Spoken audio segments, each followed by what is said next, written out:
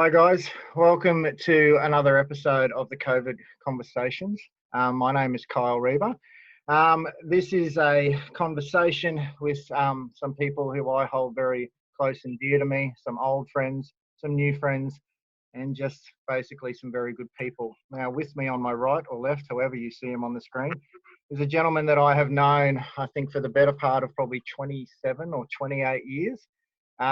He was one of my, I would probably call him one of my first real mentors in the security and crowd control game when I was just a little 19-year-old know-it-all working at nightclubs in Brisbane City in the early 90s. But since then, he's gone on to be probably in the police force, Queensland Police Force for now the better part of 20 years. He's on the lighter side of 60 years old, but is still looking very well and very fit.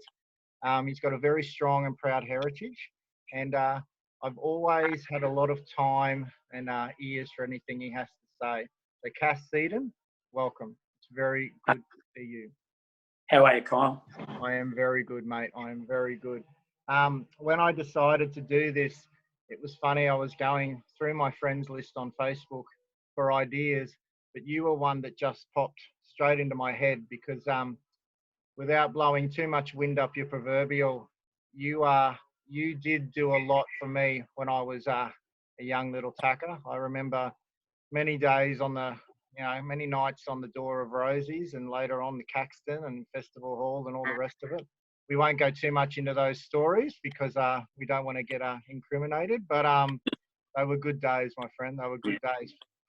Now, this is a series of questions. You've been given them in advance. Yep. So here we go. The first one, the barbecue intro. G'day, mate. My name's Kyle. What's your name? What do you do? All right, mate. I'm going to put my glasses on because that screen, as you say, I'm nearly 60, and that screen's a bit fuzzy. I'm looking at you on the phone, so wow, that's better. You look heaps more clear. So Kyle, my name's Kas Seden. Well, I'm known as Kas Seden. Believe it or not, my full name is Kasiman Mohammed Seden. Now that's a bit of a mouthful, and it's a Torres Strait name. I'm from mixed heritage. My mother came to Australia as a displaced person after World War II. She was a German, and my dad was a Torres Strait Islander that when World War II broke out in the Torres Strait, they moved everyone off the islands because it was a gateway for the Japanese to make their way through, and they believed that that's how they'd come down through the islands, New Guinea, Torres Strait, and into Queensland. So they moved all the citizens off the islands, and unfortunately, there wasn't a lot of places they could go, so they shipped them all down here. They put Torres Strait Islanders out at places like Cherbourg in the middle of nowhere, where those old people, their whole lives, they'd only lived walking distance from the ocean. There's small islands you can walk around Thursday Island in an hour. So a lot of those people died there. The young men all stayed. A little known fact is that the Torres Strait, the postcode of the Torres Strait is one of the only places in the country where every man of fighting age volunteered, signed up. Yeah, right. There was two thoughts behind that. They stayed there and protected their land, and their background were warriors. The Torres Strait Islanders, the people from that area, they were headhunters and warriors, and they didn't give up their land, and so they stayed and fought. My dad was one of those. He stayed there and caused a few dramas for me later in life because he changed his date of birth so that he could get in. He was too young to join. And him and his brother stayed there and were soldiers. And then after the war, he moved in onto the mainland and did another stint in Townsville as a soldier. Came down here, met my mum. Now, my mum come from Germany, and as I say, as a refugee, she married and had 6 children. And then and their second marriage was to my dad. And as a result of that second marriage, I was born in 1961, and I was one of 6 that came after that. So there's 12 there. 12. All the ones older than me are those blue-eyed, blonde-haired Germans, and the ones after me are the mixed race, Torres Strait Island German. How many birthdays do you forget every year? No, they remind you, don't worry. But yeah, so that's where I got my name, and that's where I came from. What do? I started life as an apprentice, like so many others did back then, and I did an apprenticeship in the printing industry. And through that time, I had a few apprentices of my own who are still, I'm still in contact with. They're all young men that have gone on and done good things with their families. I stayed there for 18 years, and I left the printing industry and joined the QPS in 1999. And that was a bit of a transition for me. I was at that bit of a point. I was 38 years old, and I was at a point where I was searching for what is there for me in life. You know, I've been a printer all this time. I need to do something different. At the time, I was training. I was doing doing Muay Thai. I'd started off in boxing as a kid, and then transitioned to that after I bumped into Kyoshi-sama Billy Bowman at a shop. He's come up to me and had a bit of a chat because he saw my car, and I've always been a car nut, and he's just asked me about my car, and that's how we met. I guess maybe 88, 89, somewhere around there, and his warm greeting to me was something that I'll never forget. You know, many men have shaken my hand before, but when Kyoshi Billy Bowman shook my hand, I'm Billy Bowman, what's your name? And put his both hands out and grasped my hand, and the warmth and the real, I guess the real depth of understanding. He wanted to know me. It wasn't a shake of the hand. That's what got me involved in Muay Thai, in I suppose in the whole Bob James Corporation through Billy, and then meeting Malcolm and then training under them. But in the late 90s, I was really searching for something. I didn't know what I wanted to do. As you say, you know, we were working on the doors, so I had my daytime job. I was production manager at a printing company. I worked up from apprentice, and I was working nights at the nightclubs to be with the boys that we trained with.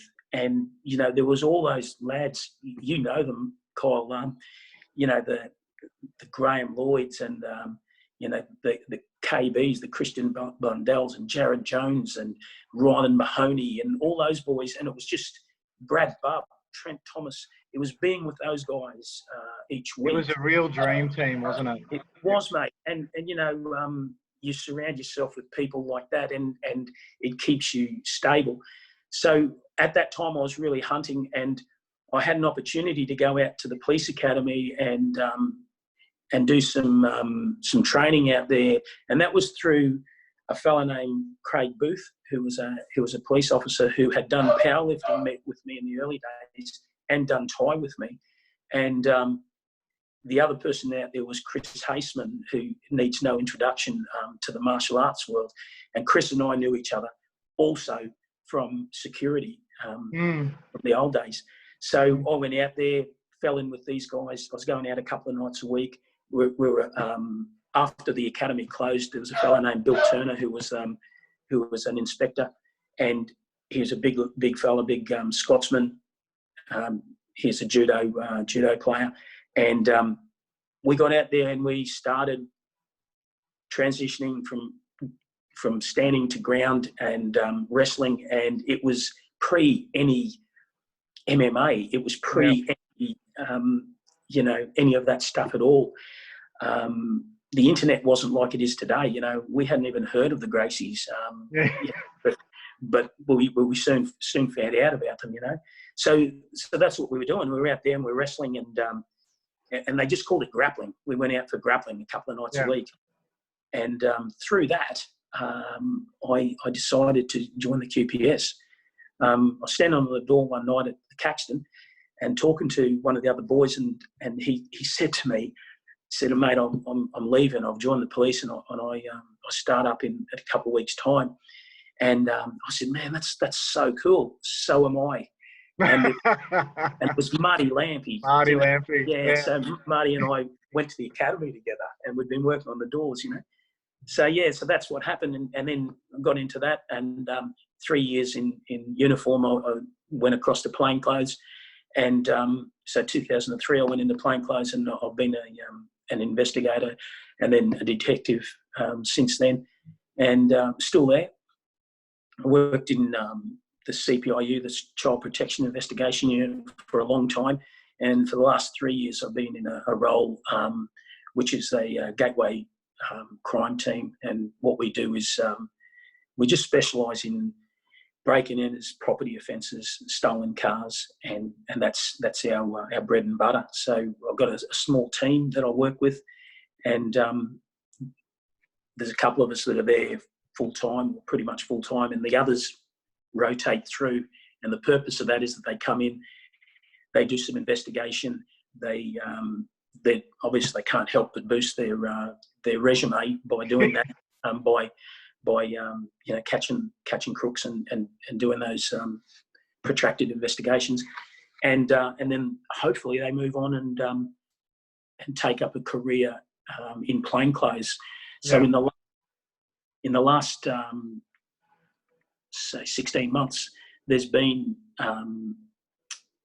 4 of the guys that I've worked with that have now gone on, that have come into our office straight from uniform, worked with us, loved it, had a gift for it, and they've all got plainclothes spots and are now working towards becoming detectives, and it's really fulfilling, There's two things, Kas, I've always taken with you, and I guess that just reaffirmed it. You've always been a protector, so it's always been, and again, like you wore your Bushido cross, like most of us Bob Jones martial arts guys have for many years. You've always been that protector, but you've always been that mentor. So I mean, you mentored us, as I said, like some of us kids that were working under you, like what the likes of Ryland and Trent, and that we were a little bit wayward, but you taught us to pull our heads in, and we worked as a team, and I think that formed a real foundation. And now, 20-something years on, it's still happening. You've got these guys that you're mentoring and teaching them how to move forward, because you're looking at maybe what, this is your last 12 months in the coppers? Yeah, mate. Yeah, July next year, I've got to pull the pin. I'll be 60, and and I'll be gone. But and it's true. When we worked on the doors, and back in those days, the bouncers had this bad reputation for being thugs, and I like to think that that we weren't. There's a fellow, I don't know if you know him, and I'd encourage yourself and anyone that's listening. There's a fella lives here in Brisbane, and I just think of him as an amazing man, an amazing martial artist. His name's Dan Higgins. His fight name was Danny Death Roll Higgins, and I believe that the Death Roll tag came from when he was Steve Irwin, Crocodile Man's bodyguard, and I think it was fighting around the world, going around the world and fighting in UFC and rings Japan and rings Russia and all kinds of places. But he does a podcast where he's interviewed by I think maybe Courage Martial Arts or something like that.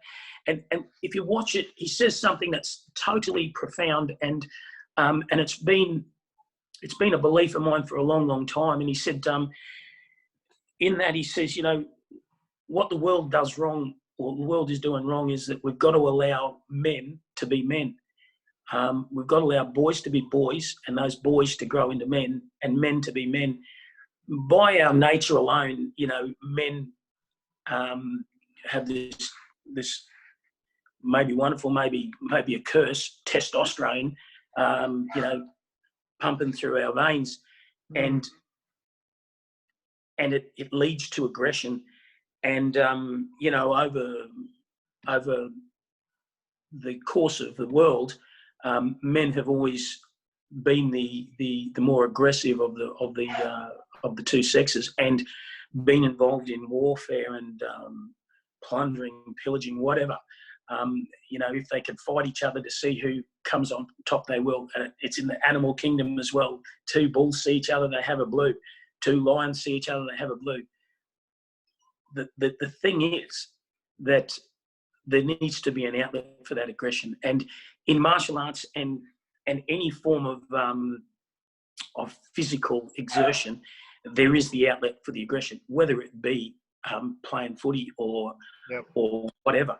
But the thing that Dan Higgins says that just really hits home is he says that we as men need to have a healthy relationship with violence.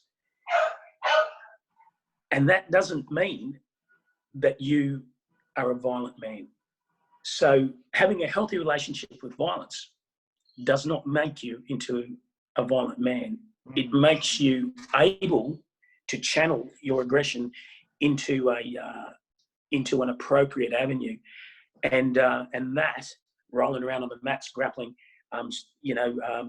going through your card, hitting pads, whatever.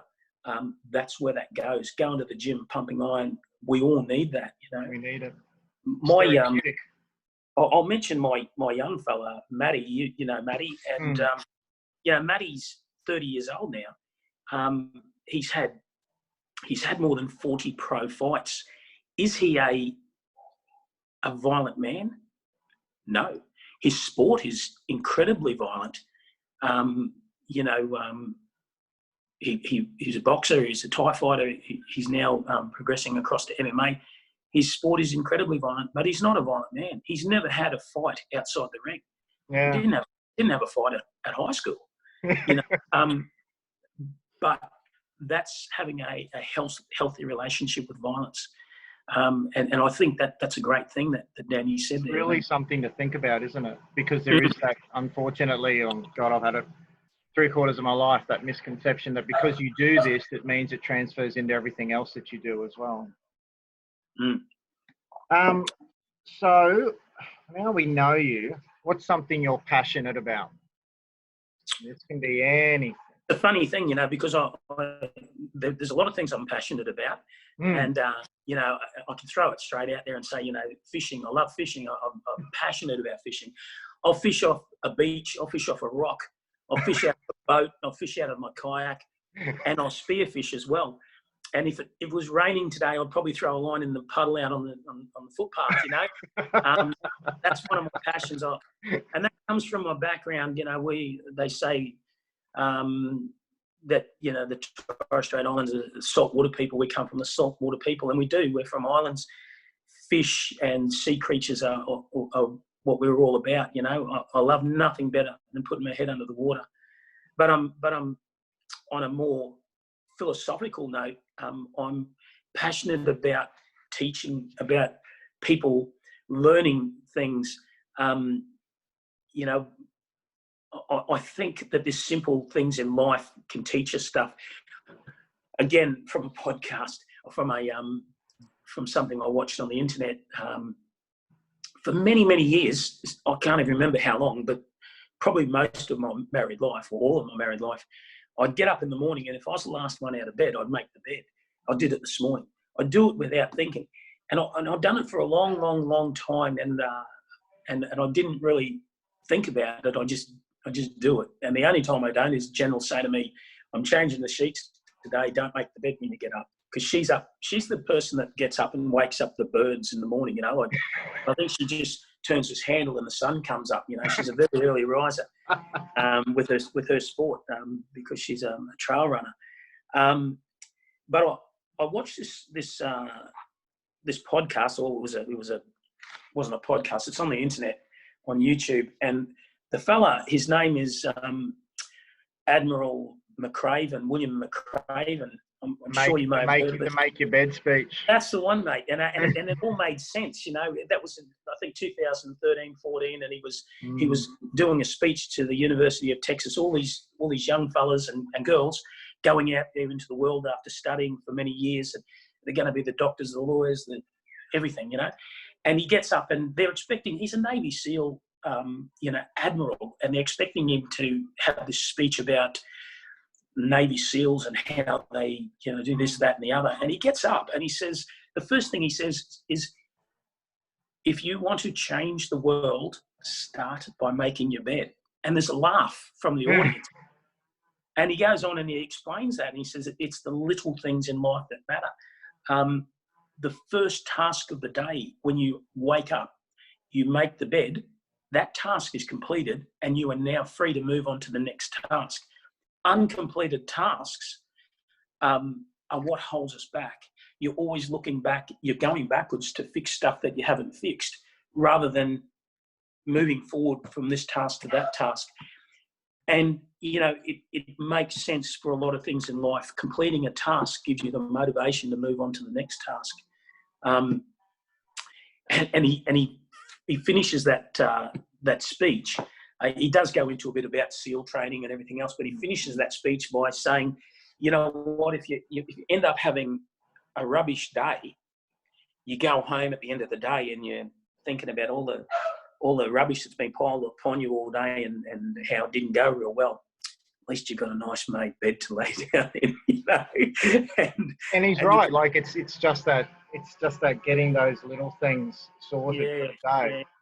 So I'm passionate about that, Kyl, about motivating people and kind of, you know, having them be good at what they are doing and not worrying about having the biggest house, not worrying about having the flashiest car, but more worrying about, you know, being happy in life. That's a big deal, you know.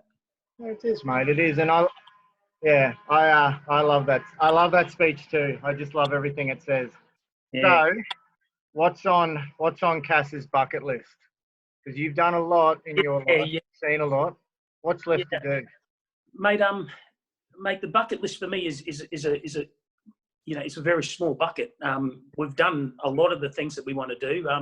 Obviously, you know, my two daughters, Melanie and Cassie. Mel works in real estate. Cassie's a special needs teacher, and they both had children. You know, Melanie's had a little girl. Melanie and Tim, her husband, they've had a little girl.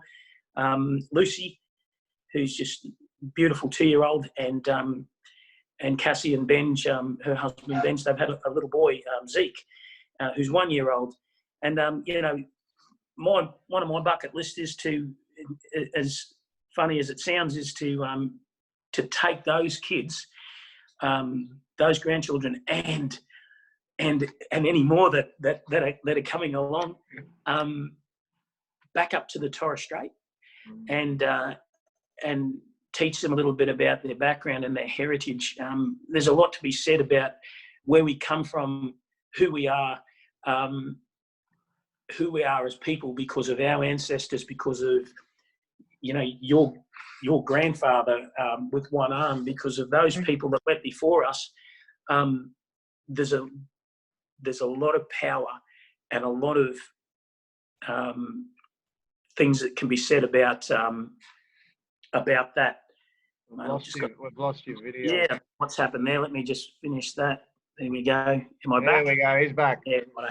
Yeah. So no, it wasn't running out of battery. I think I was getting a call from work. But mate, there's a lot to be said about that. And you know, I've taken my kids back up to the Torres Strait. I was born here in Brisbane, but I've taken them up there to see that place, and it's always an emotional journey when I go there. I've done a bit of a background and you know, researched my family tree, and my family tree, I've researched back to the original village of Warwee, the original tribe of Miriam Samsep on the island of the Murray Island, the original two people, Alketok and Retidula, my great ancestors, down through them and their 7 children, who then split into our fathers, and and that family tree just goes out and out, and it incorporates a lot of families because people are married into it and everything else. And I want to take them up there. I want to take them to the Torres Strait and say, this is where your great grandfather was born. This is where your grandfather walked down this street to the water and launched his boat to fish every day. Yeah. That's my bucket list, to be healthy and live long enough to pass on to my grandchildren the things that I've learned over the years. Do you find now, as you're getting older, Kas, that heritage is more important to you and more important to you to pass on because you don't want it to fade away? Mate, it certainly is. And look, for anyone that's watching this, the one thing that is really important, it's just critically important, is that you sit and talk with elders. And when we talk about elders with the Indigenous community, we're thinking about these old people that know a lot. Mate, when I'm talking about elders, I'm talking about your parents, your grandparents, anyone that's still alive that has anything to do with your family line, because once they're gone, you can't ask them those questions. Yeah. So spend the time in your busy lives to go and sit down with those older people and say, hey, when you married Grandma, tell me about it. Tell me all about that. Yeah. Tell me those things. We were talking about this earlier, Kyl, and I was saying about in the QPS, the big deal is acronyms. Everything's an acronym. It's no matter how many words are in it, they'll bring it down to. And one of the ones that was drummed into us right from the academy and all the way through is WIN. What is important now? Win, win, win. And it's a win-win situation if you do look at what's important now. And right at this moment with COVID, we're all hurting. Everyone's struggling and thinking, when's this going to end? And we've been going since the beginning of the year. We're in the 4th month. So 4 months along, and things have improved a little bit. Things haven't improved in other areas. Mate, World War II went for 6 years. For 6 years, people had bombs dropped on them, and there was the uncertainty of whether their family members were ever going to come home from war, whether they were going to see their children after the war, whether they were going to have jobs, whether the whole world was just going to fall apart. That was 6 years. We're 4 months in. People were more resilient back then, I believe. I believe they were. And, they just got up every morning and did what they had to do, and one foot in front of the other. And I think that's what we need to do here. We need to be, with all this COVID stuff, we need to be doing what we can to limit the spread. We need to be listening to our leaders, and we just need to be diligent, I guess. Because we were talking earlier, and like this is obviously we've moved unconsciously onto my last question anyway. You've seen a lot, you've been around a lot. You've got what would I call them? You've always been a big influence and a person who has led by example. From a COVID point of view and what you're talking about, we had a conversation earlier how, up until 2 weeks ago, you had a beard that was probably a good 2 feet long. You look like Ned Kelly's Aboriginal ancestor or something like that. It was, mate, yeah. But there was that directive for you guys to shave it off, and you made that decision, I guess, like you said. It was this is what needs to be done right now. What's important now? Is this worth, kicking up a stink about it, or is it just something that we need to do because there's bigger things at stake? Yeah, absolutely, Kyl, absolutely. And as much as I hated losing the beard, I was wondering how many chins were hiding under there. And and I've been growing it for 15 years. And mate, I've got a cabinet in there that's just chock-a-block of beard products, oils and stuff, mate. Beard combs and what have you. That it started off as a bit of a joke. The kids would be like, "Oh, here it's your birthday, ha ha! Here's some beard oil," But it became a bit of my persona to have that big beard, and every photo that I'm in for the last 15 years or so, I've got a beard. So but it's something that'll grow back. But I can lose a beard and wear a mask at work when I'm going to a situation where there may be a compromised situation with possible COVID repercussions. But it's no good being the best looking corpse in the morgue. You know what I mean? One way of putting it. I don't want to risk bringing that home to my family because I haven't worn a mask. I don't want to risk bringing that home to my grandchildren because I haven't worn a mask. Mate, I'm doing the protocols that they've asked us to do. I see on the internet, lots of my friends, they've had a gutful of it already, and they're like, "Oh, why can't we go out and play golf, or why can't we go out and do this or that or the other? This is rubbish, It's a small price to pay. It really is. Look, I'm no chemist, and I don't know a great deal about viruses and things like that. So I leave that in the hands of the people that do know. We can all be critical of what they're telling us, but do you know what? I'd rather be safe than sorry. And if they're saying, no, you need to social distance, I'll social distance. If they're saying you need to lose that beard so that the P2 mask is going to fit your face, if you go to a job where someone's got COVID, I'll shave that beard because, the big picture is that we all come through this. Let's hope it doesn't last as long as World War II.